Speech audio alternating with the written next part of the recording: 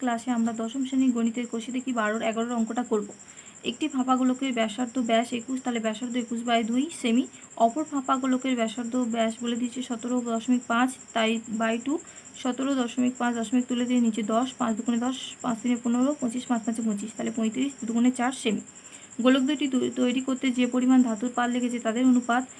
প্রথম গোলক তৈরি করতে তার সমগ্র তলের ক্ষেত্রফল কি 4πr², আর বলতে 21/2 তার স্কোয়ার, ইস্টু দ্বিতীয় গোলক 4π, আর বলতে 35/4 তার স্কোয়ার।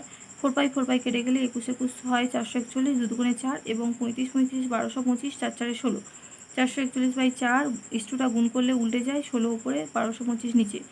7 দিয়ে কাটলে 175, 7 দিয়ে কাটলে 63, 7 দিয়ে কাটলে আবার 25, 7 দিয়ে কাটলে হচ্ছে 9, 4 4 কেটে যায়, 4 4 16, উপরে 9 4 36, নিচে 25, তাহলে 36:25। অতএব গোলক দুটি তৈরি করতে যে পরিমাণ ধাতুর পাল লেগেছে তার অনুপাত 36:25।